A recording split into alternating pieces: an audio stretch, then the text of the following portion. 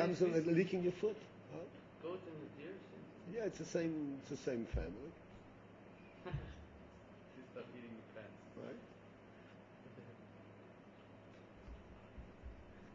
There's a lot of spiritual opposition to keeping Seder. I'm sorry? I think there's a lot of spiritual opposition. Oh yeah. Because it's such a holy thing to be in Seder, and it's like you're very connected to the Rebbe that way. There's a lot of forces, I think. Right. Sure, What I'm trying to impress is that it's not the limitation that is important. Sure. That's not a question of keeping you. It's not an imprisonment. It is understanding that in fact there is an overall environment in the world. Say that again? I'm not sure I understood what you meant. There is an overall environment in our lives, in the world. With regards to what? Regards to our lives. Right. We are not in Hefker. We are not in no man's land. Oh. Right. The master. I'm sorry? There's a master. There's a master. There's a master. There's a benevolent master. There's a blesser. There's, everything. It all comes together.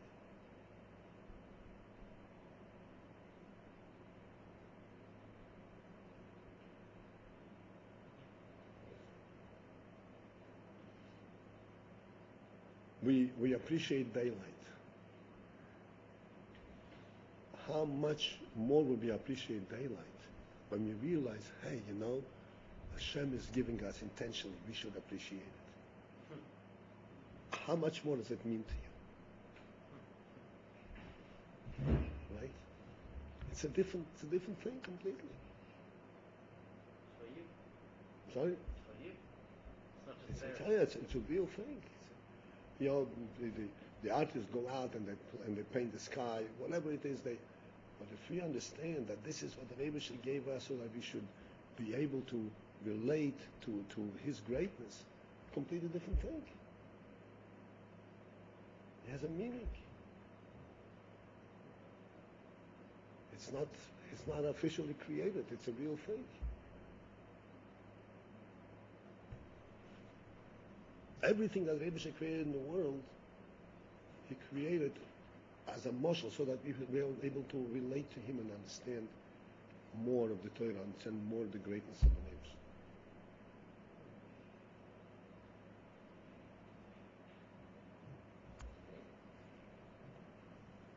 And then you begin really to appreciate it.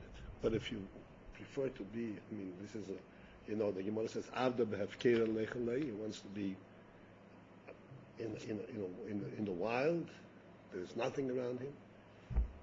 There's nothing there to appreciate. No real value to anything.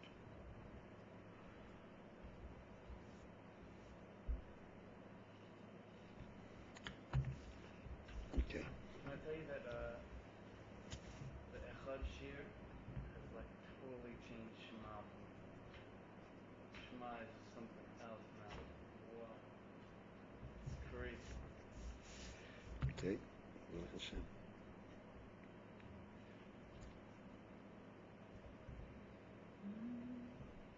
Okay. So we are in Ois Gimel, 6 lines from the top, from the beginning of Ois Gimel. The line begins Le'lokus. That essentially explains that Echod, Shema Yisrael Hashem Elokeinu Hashem Echod, represents the realization and the concept that the Vov Ktsovis, being discussed last time at length, the Vov Ktsovis, which represent essentially Metzius, a presence. Any presence is Vov Ktsovis, is bottled to Elokus, which means really it is a non-entity. The whole Metzius, its whole presence comes from the ayin of the Elokus. Spiritual realms also have Vav Ktsovis? Yes, okay, that's what we're going to now. Yes.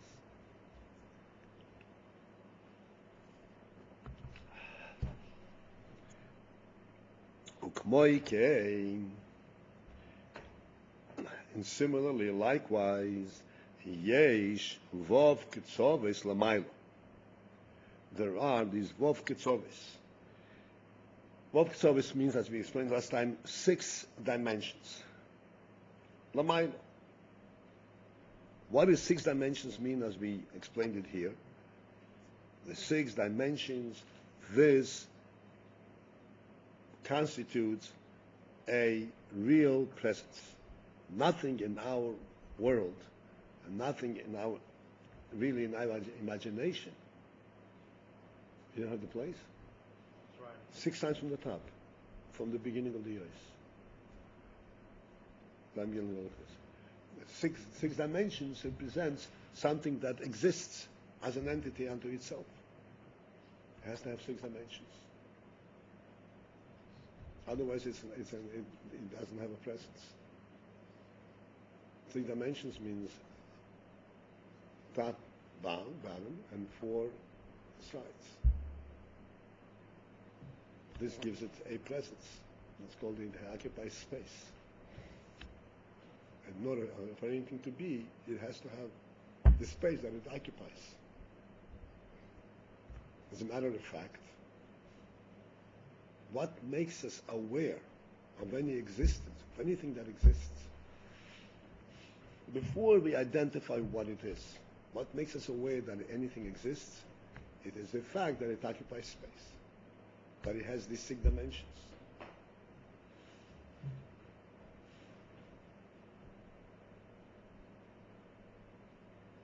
It's a presence, and that's why we know it's in. Now then we can start studying what is it.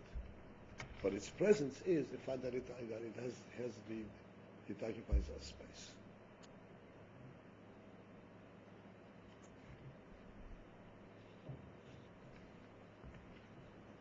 So these, and the similar union of Vav Kitzavois, there is Lamaila in the Ruchnis, the word.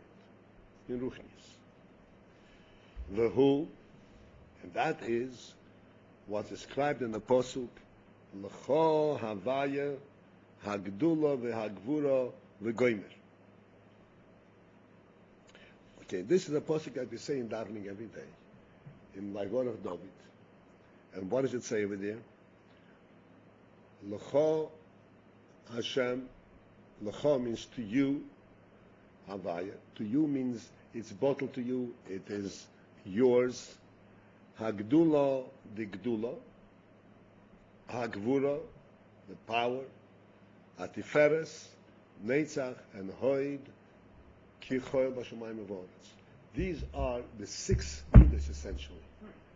Gdula is Chesed. Gvura is Gvura. Tiferes is Tiferes. Netzach and Hoid are named by the name of Netzach and Hoid. And Kichoel Bashamayim Avodas refers to midas HaYesod. So these are the six midas that constitute an entity. Now, briefly, I'm going to discuss these 6 midas. In that skill that mentioned afterwards, I think it says something about like it's you as the Malchus Ha'elam, the king's world. Does this refer to Malchus? Yes. Yeah? Yes. Hashem HaMamlocha. Then afterwards comes into Malchus. The primary Metzias is the 6 midas, and then it comes into Malchus in order to create the world. The 6 midas are not just what's called separate qualities, the disparate qualities that one has. The 6 midas constitute one whole.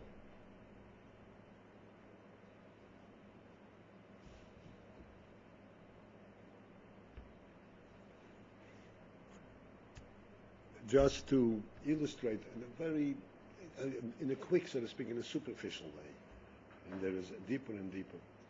In a superficial way, if a person, in order for a person to act,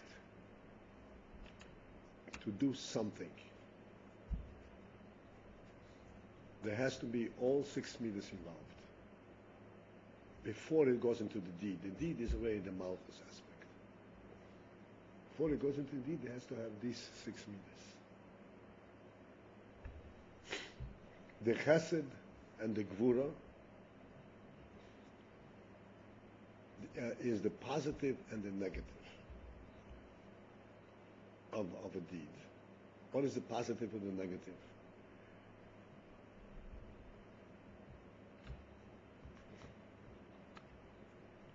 The positive, let's say, I'm going to be walking. The negative is, I'm going to be walking at a certain pace. Not going to be exclusively walking, forgetting about everything else. I'm going to be walking, but I'm going to be aware where I am, and not be oblivious to the fact that I'm walking through people and through streets or whatever it is. That's restraint.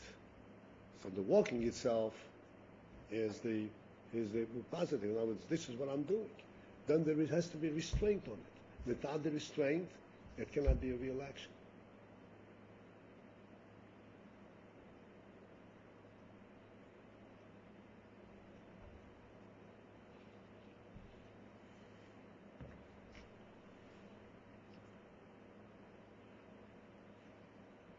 Like you're writing, but you're writing the letters of a certain size.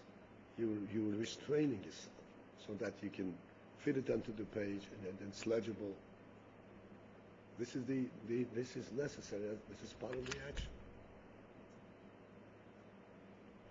And Tiferes is then combining the positive and the negative together, and puts it together into what's called a glorified and a beautiful form. By the time it goes through Tiferes, you don't see that it's being restrained or it's being pushed. You see it in a perfect blend.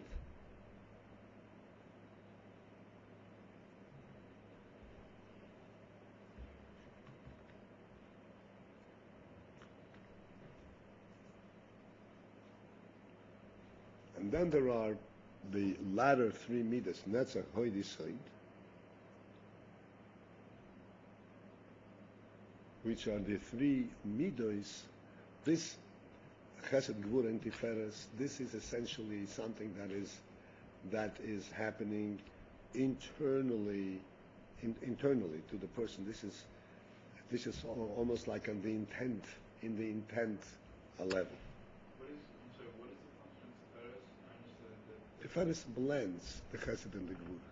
So it doesn't seem like 2 separate. Right, it doesn't seem like 2 separate things, pulling in different directions. And then there is Netzach, Hod, Yesod that prepares it for execution. That which was decided and designed in the Chesed, Gvura, Tiferes, Netzach, Hod, Yesod prepares for the final execution. And then, of course, you take a pencil in your hand and you write. There, you don't see anything. You only see moving your hand. You don't see at all any kind of talent. You just see the hand movement. But this hand movement represents all 6 of these midas. It's a perfectly contained and directed hand movement. Sorry. The actual movement of the hand? That's the malchus, right? The activity, the action. No, Netzach, Hod, Yesod is still defining the activity on the intent level. Okay, so it's still in the Kavanah. It's still it's still in Ruch Nizdik level. Malchus, when it actually, you take the pencil and write. And the interesting thing is that when you're writing, the action of writing is so simple that you would think even a machine can do it. As a matter of fact, it's being imitated by machines. Chesed, Gvura, Tiferes, Netzach, Hod, Yesod, the machine cannot do. It cannot create. It cannot, create the whole idea. It's impossible. But then when it comes down to Malchus, this is the execution level. By the time it's ready for execution, it has to be so clearly defined by Netzach, Hod, Yesod that it can come into Malchus and just do the action. So that a plain pencil can do the job.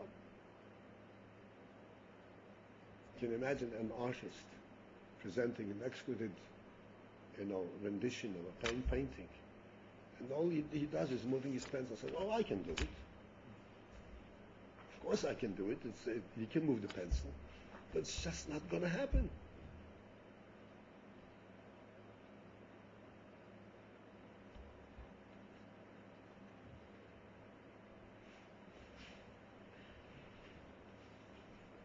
So, suffice this discussion for the point to understand that these midas, these are Vov Ktsovis, this is what makes a complete entity. Just like Begashmius, there is Vov Ktsovis that make for a presence, for something to exist. But Ruchnius also. The Vov Ktsovis, this is what makes a thing complete. It gives it a complete presence, an idea, an action. I give it a complete presence, so that now it can actually be rendered on paper or acted upon.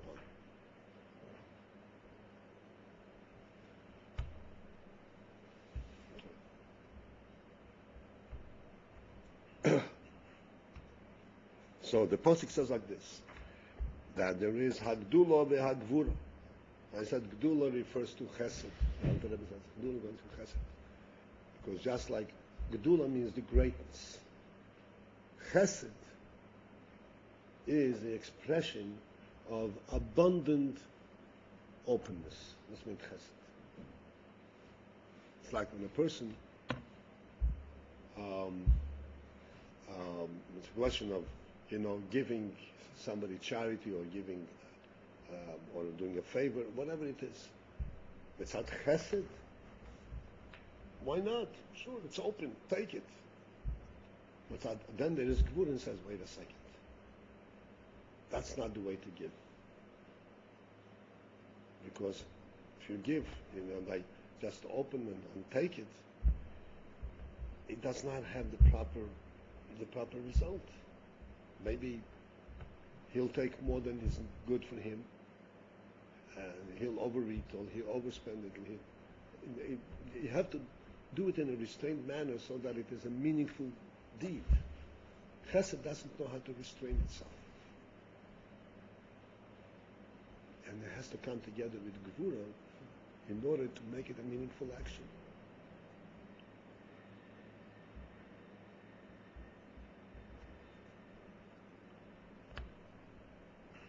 So and so forth, and Tiferes and so on. These are the six qualities, the Ktsoves, it's called, the 6 dimensions that constitute and create a spiritual entity. And the Pasuk says, L'cho Havaya. L'cho means it's bottled to you, it belongs to you. Meaning that there is a Lukus, the Lukus that's above this whole thing. So in a human being, the midas of Chesed, Gvura, Tiferes, these are the midas that represent the human experience. This is a person is happy, sad, he's angry, he is well disposed, and all these are all the different kind of emotional experience that a person has. But you have to understand that this constitutes the mitzius, the presence of the human being. But these midas themselves actually come from his intellect. And beyond that, they come from his soul. In order to have these midas, he has to be alive, first of all. He has to have a soul, which is above this whole, the experience of midas. As we're going to see, like we said, Yisrotzin, that the Rotzin is actually the life force of all the midas. Without Rotzin, there's not going to be any midas at all. This is like the pnimius of all the midas. when a person is involved in his emotional state, he's not aware where it's coming from. He just gets involved in this.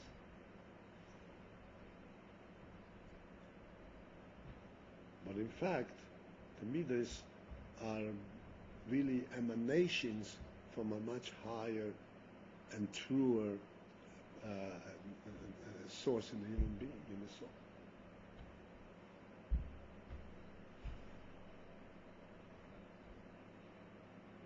So, Lamailo in Atzilus, there are these spheres, and the Pasuk says, L'cho Havaya Hagdula, that it's all bottled to you, Shehakoil, Botel, V'tofel, Elov Yisborech. That everything is Botel and Tofel. Tofel means it's secondary, it's of no consequence, no value, no significance. Elov Yisborech, from the perspective of Elokus itself. Ukmei Shekosuv, as the Pasuk says, Hinei Mokoim Iti. This is a Pasuk in Chumash. Hinei Mokoim Iti. Hashem says to Moshe, Hinei Mokoim Iti, I have a special dedicated place.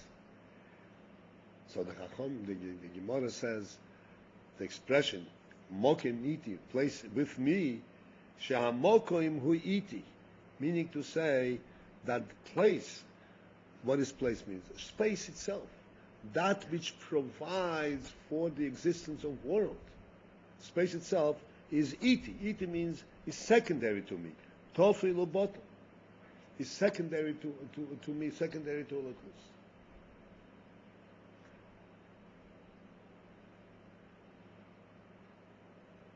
So this is Hashem says this. Hashem says that. Right. What about Shehamokim Hu? That's also from the Chumash? No. Mokim iti, Shehamokim hu iti b'tofel bottle. This is the words from the Rebbe. Also based on the Gemara. The Gemara says, Hu mekoyme shaloylam, and based on this pasuk, Hu mekoyme shaloylam, ve'in ha'olam mekoyme, meaning that Hashem provides place for the world, not the world provides place for Hashem. Does that mean the world is part of him, not him being part of the world? Right. Well, that's true, and it seems to be almost like a truism. You know, what are you saying? Who would ever think otherwise? But if you examine, we examine our own mind, because the world is such a reality to us. We think, okay, so where is the Rebishter? Where is Hashem? Yeah, how is he going to move this table if he wants to? He has to come here and move the table. It's saying how you're going to move your kidneys, Right.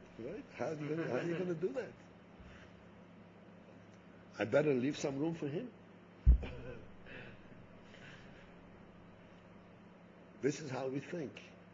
See, because, and that's why it's referring to mokum, to space, because it takes a deep introspection and reflection to realize, and even then you can't really relate to it, but we can realize the truth of it. Space to us is what's called the ayin of the world. Space is the basic reality. We ask, where does this come from? Where does this come from? Where does this come from? We don't ask, where does space come from? Space is just there.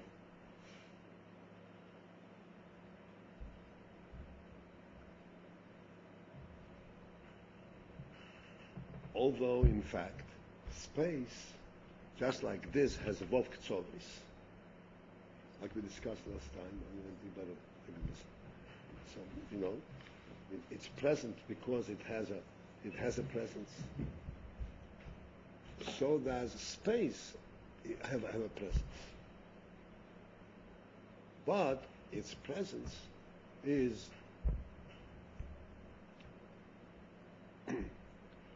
absolutely what's called an absolute neutrality. It can allow anything in.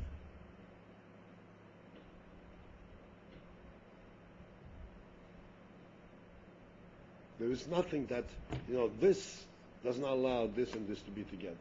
But it can not allow other space to be there.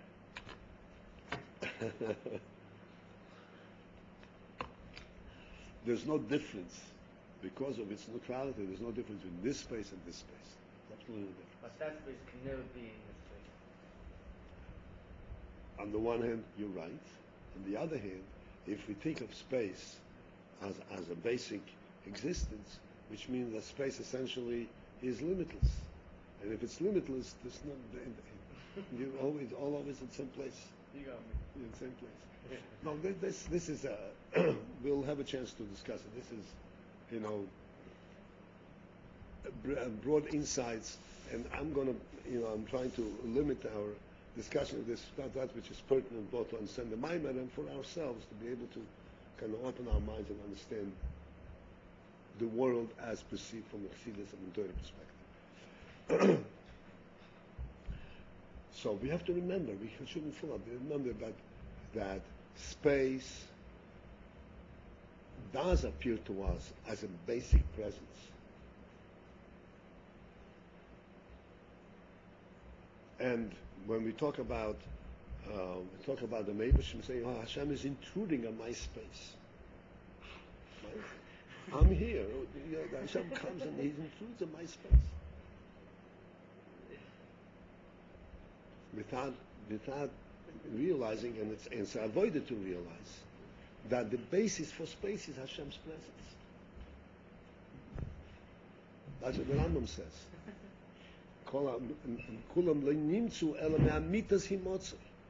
Why is everything existing? Because there's a true existence, which is the true existence of Hashem. To us it seems, why is everything existence? Because there is space.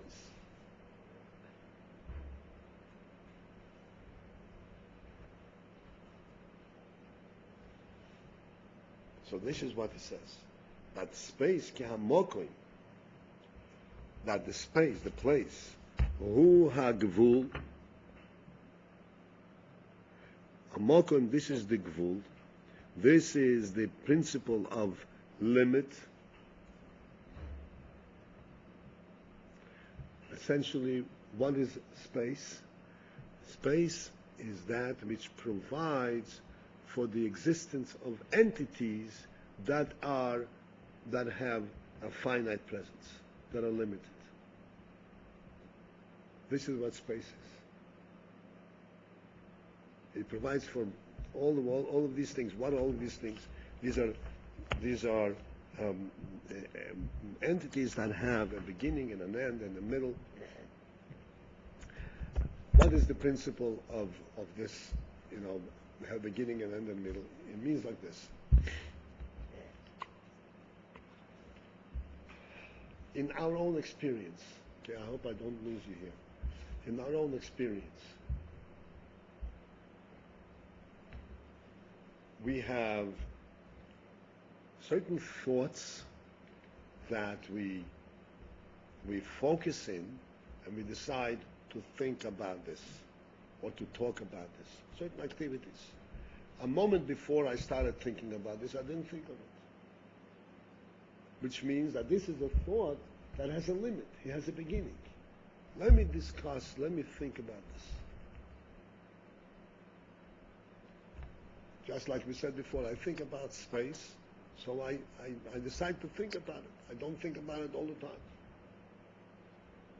This means that within the overall realm of the experience of life, I have things that I experience periodically. Sometimes I do, sometimes I don't. That means that these are things which are finite, which are limited. They have a beginning and an end. But we also know that life is a continuous thing. We don't live only when we do something, when we think of something. Life is an absolute continuous thing. And as long as we are alive, there is some thought going on in our mind. You must have machshava mishetet stomach. Thought is hovering all the time. It's not conscious thought. We're not aware of what we're thinking. But one thing, we're aware that we're alive, without being so much as aware of it. but that's what living is.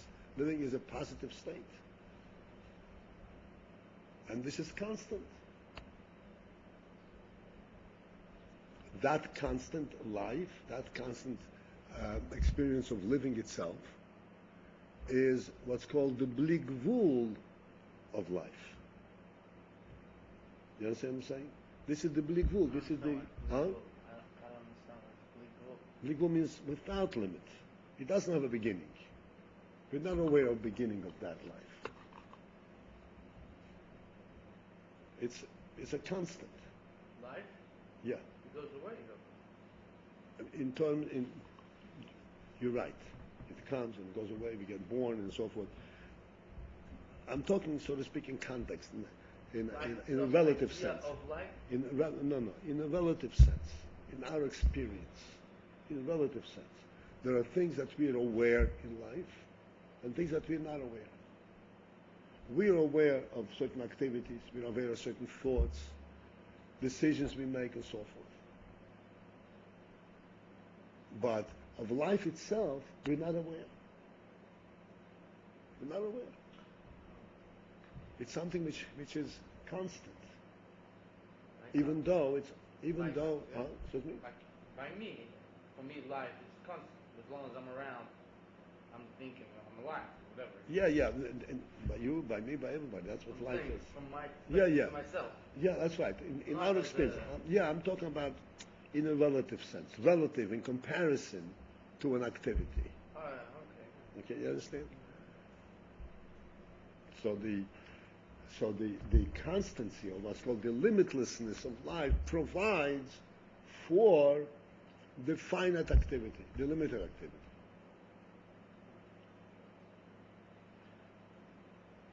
This is the mokum that provides for all kinds of different activities. This life, I say, a person is about here, he can choose to do whatever he wants. But that's also an entity, that's also a presence. But it's such a presence of such a level that it can allow for anything. It's the neutral space that he says. That's neutral space. Just like the space, Provides for everything. the neutral space of life is Right. like what provides for the finite activity. That's right. That's right. Uh-huh. So this is the pshat. That space is so mokim is the uniform of hu hagvul. That's the gvul. That is what provides for finite entities. That's what mokim is. Because that it provides. Okay, that's a little deeper. Okay, let's leave it at that for the moment.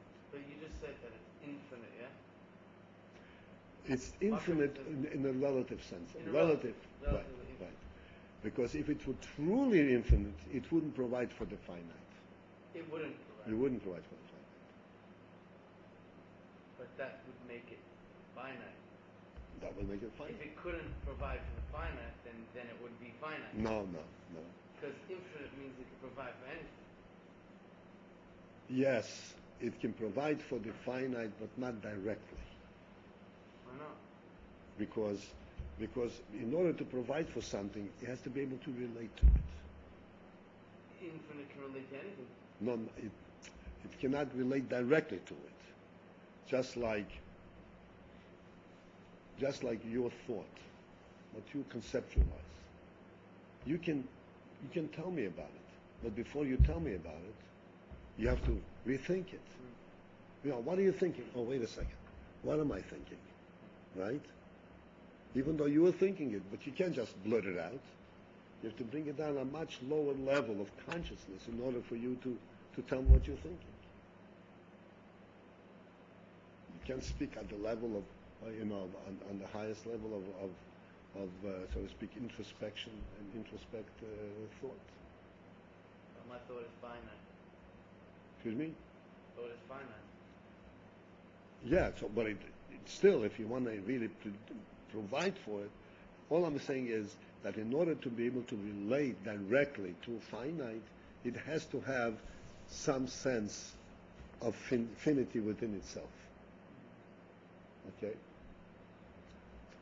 This is why Mokum is called finite. Even though, as you say, it's neutral place, but it has a certain aspect that it can relate to a finite entity. The whole idea that it's neutral is the fact that it can provide, it can allow finite entity. That's its neutrality. Do you follow me, Meir? Okay. Ki ha-mokum hu ha-gvul. Okay, now we're going back inside. Mokum, this is the gvul. V'hu be'ein aroich. And this mokum, this space is be'ein aroich. Ein aroich means is incomparable. It cannot be compared at all lagabe oir ein soiv to the oir ein soiv habilti balgvul, which does not have the quality of gvul.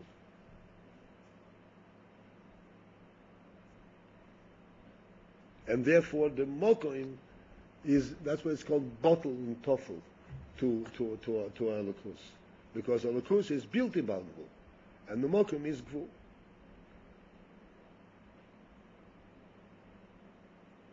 V'chein hu bisman. The same is also true regarding the concept of time. Shehazman hu mugbal. Where time, the idea of time is the idea of limit. What is time? Time means that there is a present. In order there should be a present, there has to be a past, and there's a future. That means that time refers to a chunk of time, a certain dimension of time. If there is time with time dimension, it's not called time. Time means that which is measurable in terms of time. So therefore, Zman is also mugbal. She'iyef sheli Zman bilti mugbal. It's impossible there should be a Zman bilti mugbal. Limitless time is impossible. Okay. What about like the realm of time? Excuse me? So the whole realm of time is mugbal. Yes.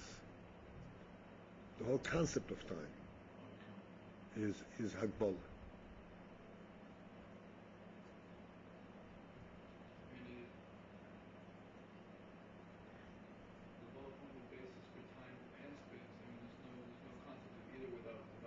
Sorry? Like Bola is the basis of time and space. Without it's like the foundation on which everything is live. Without presuming that there's a limit to what time and space, or both of them cease to exist even conceptually. There's no idea of an amount of space without a limit. Mm-hmm. Now the time, the very aspect of time is measuring limit from one limit to the next. Otherwise, That's right. And this all is really emanations coming from Bilti Balvu. And that which allows the existence of this finite entity is the Elokus, which is believable. But the Elokus is remote, and it's not noticed at all. It's completely remote. But Elikus is infinite. Infinite. So how does it relate to finite? Okay. Right. And that is the How does it? and that's the principle of tzimtzum. That you learned in Tanya, tzimtzum, this principle of tzimtzum. Connects them. That the infinite had drawn from the infinite was drawn an aspect that can relate to the finite. Can allow for the finite. So There's a- Tzimtzum has its own pocket inside the liquid. Right. Well, it's like Tzimtzum is okay. Let's leave that at that for the time being, because we can't really get to any kind of a conclusive discussion on this issue right now. We'll come to it another time.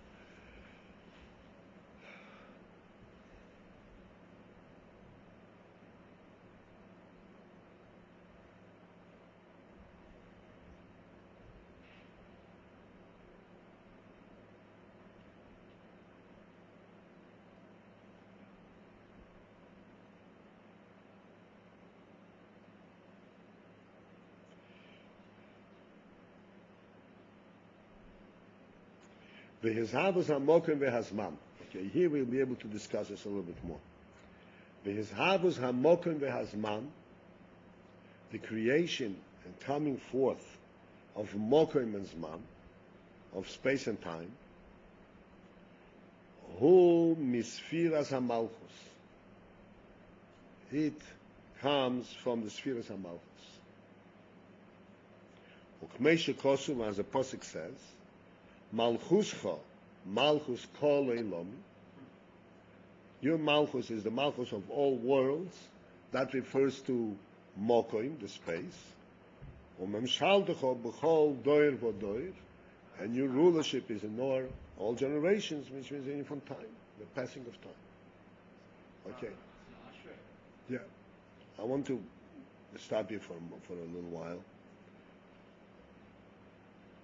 Oh, he says right away, Elamim mokoim u'doir zman. Hakoil misfiras hamalchus.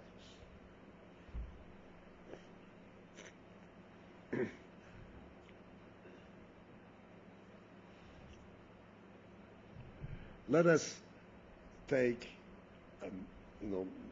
come away from this for a moment, and take some kind of a illustration from our experience. Of course, it's on a much limited level, but just on our experience.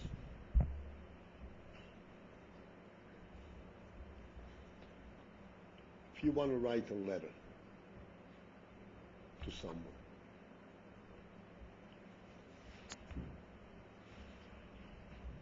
the first initiator, the first instance where this letter is being conceptualized is in you remembering this person.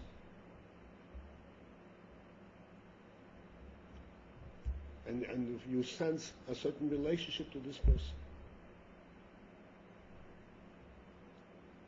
And then you start formulating and say, oh, this guy,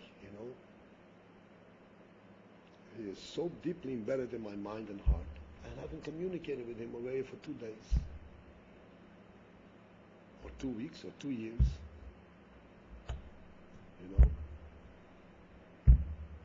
And you start saying, oh, I better write to him. In this moment when you say, I better write to him, you have a whole bunch, you have a complete, so to speak, view of not what the letter is going to look like, but what you're going to pour out there, what your feelings are about this memory of this person.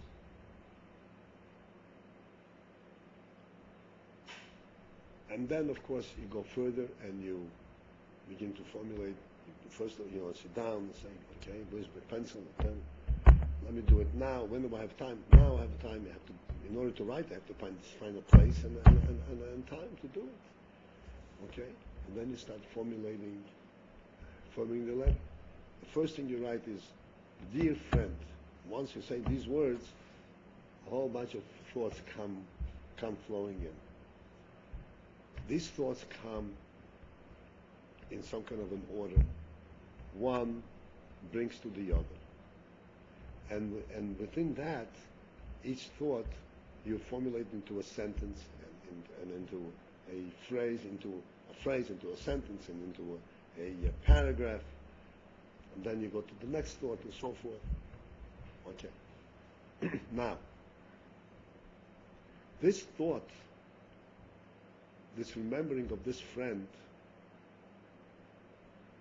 that you remembered him in time, it's a certain time, but your relationship to him is not time dependent.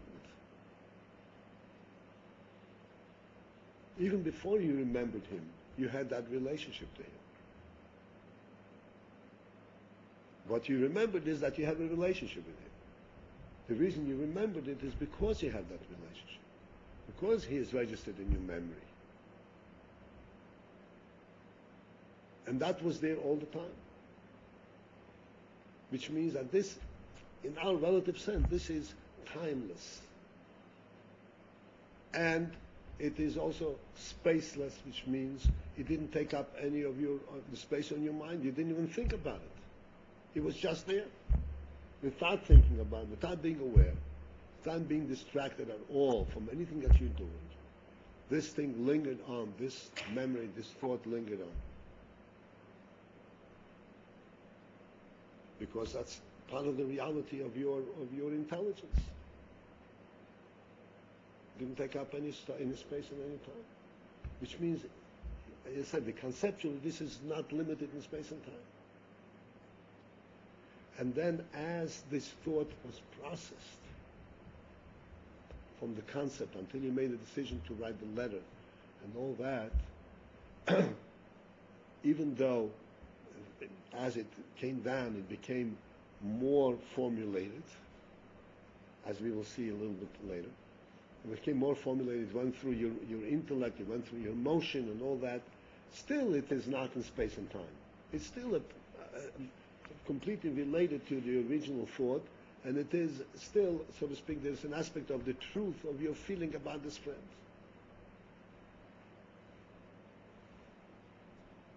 It all reflects how you feel about him, not what am I going to say, essentially.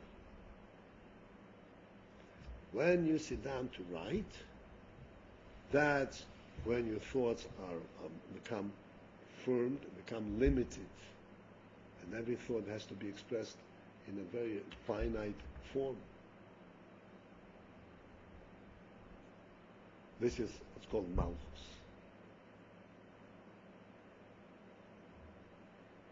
This is where this awareness of your friend has now taken on a shape. Let's see, it's a presence.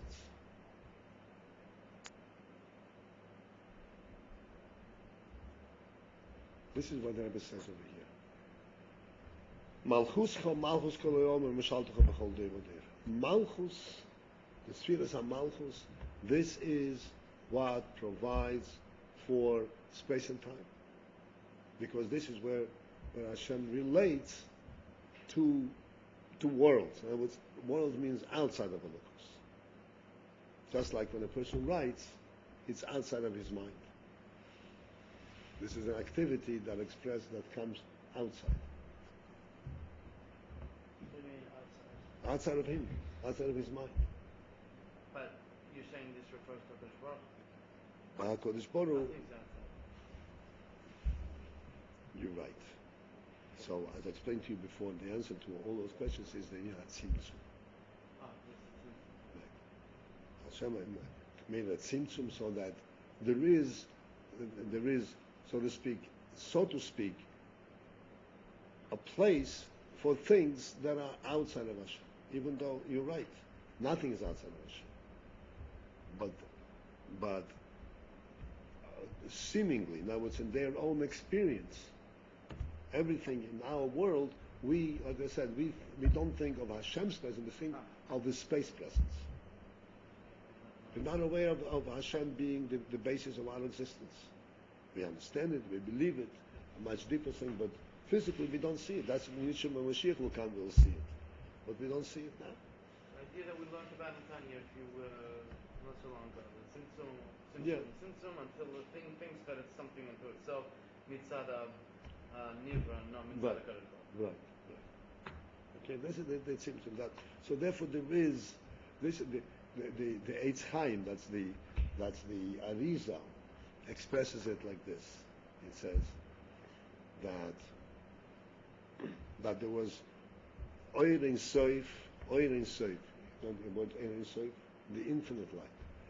The Mala Kol Mokim HaCholom was filled the entire place, where in entire existence, entire reality. And Loihoya Mokim Lamidas HaOyelom, there was no place to put the worlds, because worlds cannot exist within infinity. And then it says he made a tzimtzum, and Sileik Oirei HaGodol HaTzad, he moved his great light to the side, and he created a vacuum which permitted the place for the world. Of course, you understand all of these terms are allegorical, and we have to understand what they mean. But this is essentially what provided for the creation. You have to learn it allegorically. It's much easier just to imagine a big guy kind of moving his light to the side and Boom. the world there. And go like this.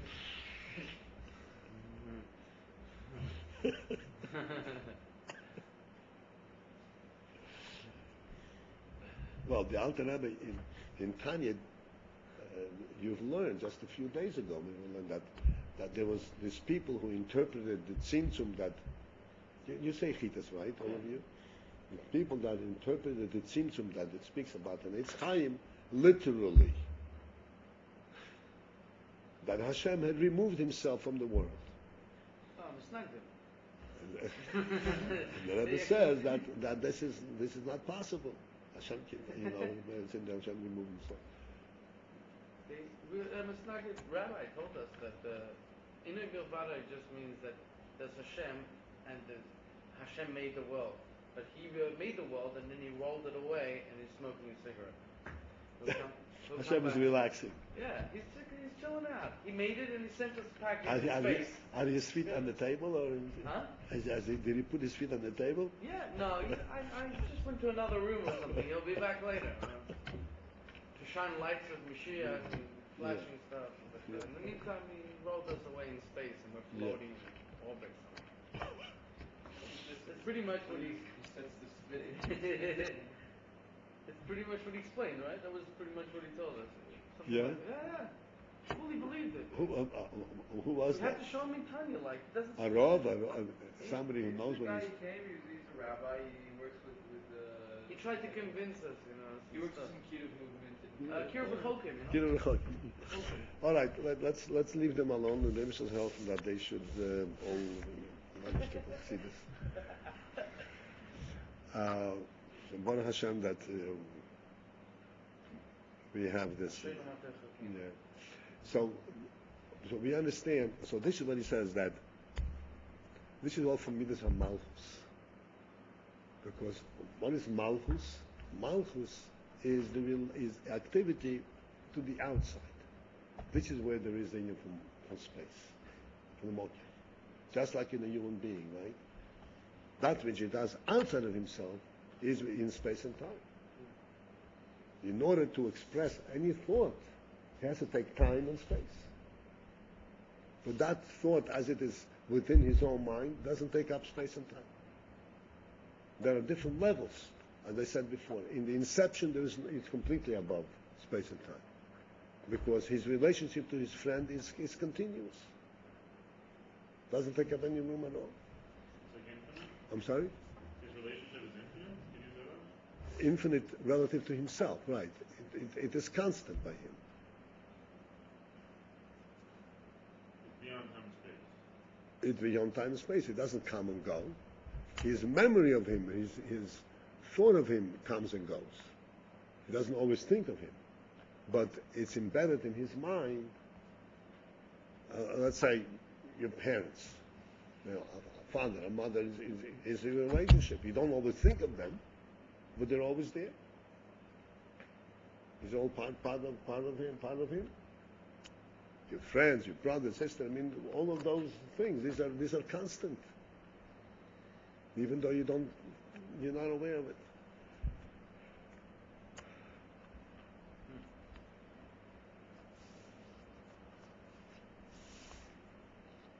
But that which comes in expression outside, in Malchus, this is where it comes in Mokim and Zman.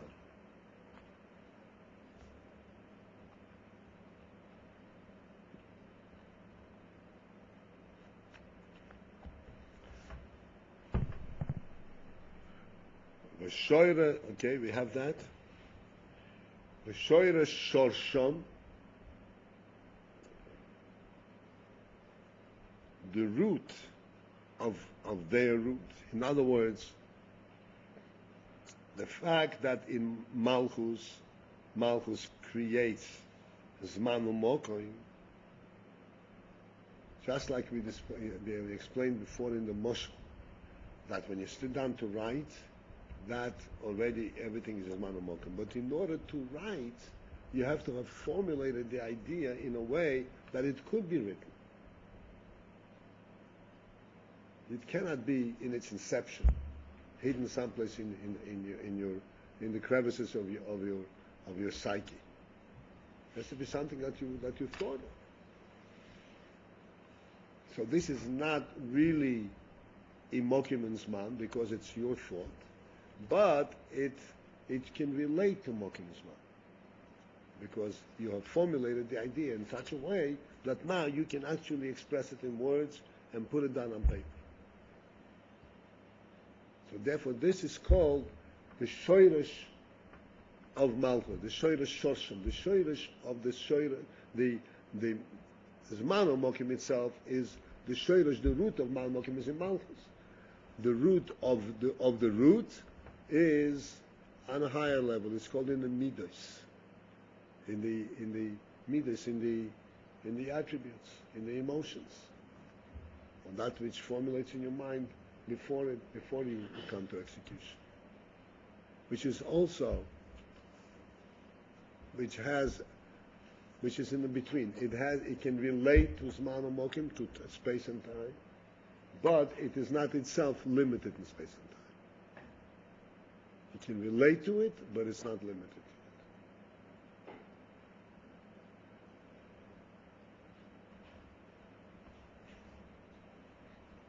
You understand?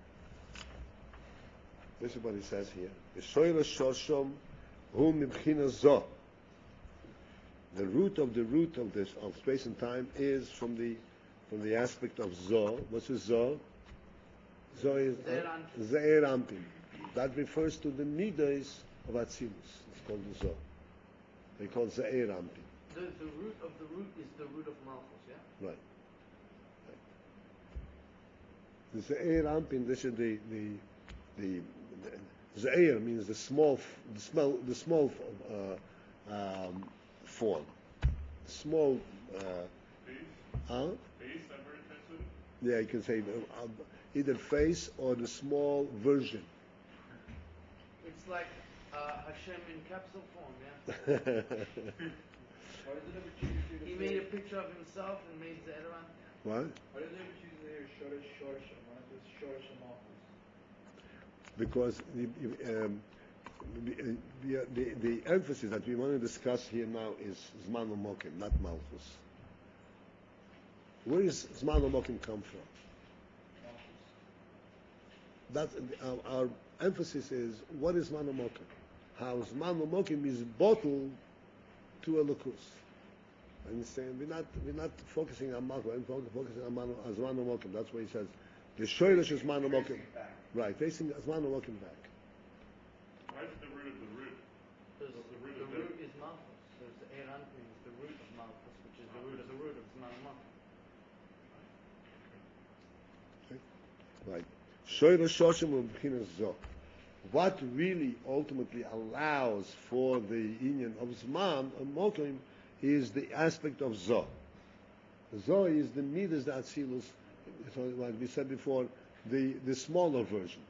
There is Arich Hampin and there is Ze'er Hampin. Arich Hampin is called the big version, and Ze'er Hampin is a small version. The big version that is higher than Atzilus. That's the way it's in Keser. We'll hopefully have a chance to talk about it. And Ze'er Hampin is in the small version. This is the way it is in Atzilus, in Midas. What creation can relate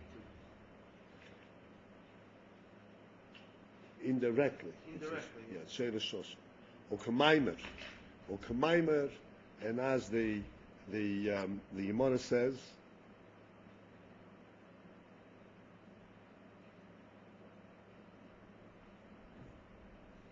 this is actually not Gemara, it's a Medrash, a Kamaimer, as the Medrash says, Melamed,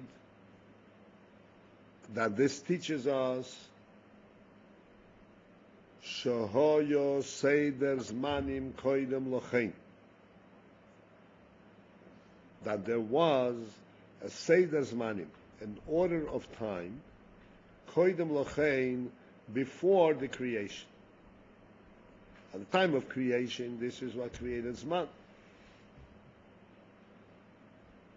But there was a Seder Zmanim, there was an order of time even before the creation. What is this Seder Zmanim? V'hu inyan, and that actually refers to the principle of Kedima, V'yichur, Umaylo, Umat.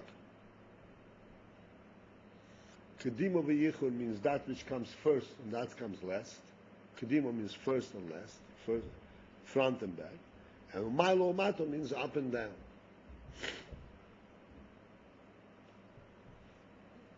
Kedima, the yichud is front and back. Kedima v'yichur, not front and back. Kedima v'yichur means early and late, earlier and later, precedent and that which precedes and succeeds. That's called Kedima v'yichur. Before Zman actually is expressed through Malchus, it exists as there is Zman in Zod. Right. In Zod there is the union of Kedima v'yichur. What is that? That there is, first there is a Gili of Chesed, then there's a Gili of Gvura, then there's the Gili of Tiferes. It comes in a certain order. It's called Kedima v'yichur. They're separated? They are identifiable separately, right? So because they're as scaling. opposed to above that where they're They're one not, thing, therefore right. has no front and back. Right. There's Kedima v'yichur, and there is Kedima v'yichur. Now, one is revealed before the other. Just like we say, Chochma and Bina v'das, we learned before. Chochma is the first one to come to focus. Bina comes as a result of Chochma, and Das comes as a result of Bina, or Bina, a combination of Bina and Chochma. Even though, just like we discussed before in the Moshel of a friend, if you think in terms of Chochma, Bina, v'das, what does a person understand? What does a person understand in his Chochma? That which is true to him all the time. Chochma is not a created thing. He reflects on it and realizes, oh, this is what the truth is. That means it was true all the time. It didn't become true now. It was true all the time. And what does one understand in Bina? Same thing. That which was true all the time. And what does one relate to in Das? Same thing. That which is true to him all the time. And yet, we say there's a certain order in which that is revealed. First, it has to come in form of Chochmah. Then, it comes in form of Bina. Then it comes in form of Das. Which is called Seder Zmanim. There's an order of time, but not really the limit of time. The limit of time would mean to say that this Chochmah is true within a timely constraint. From this time to this time, this is true. Later on, I say something else. That's not the case. The idea of Chochmah is that it's true all the time. But still, it comes in a certain way. So this whole discussion, I just want to give you a completion so that we'll be able to posit it. The point of this is that there is Zman, and Zman and Mokim are finite, and all of that, this whole structure of the world and the source of world is all bottled to Elokus. It's really, the essence of it is all Elokus, which is completely above time and space. And that's where time and space is completely bottled to it.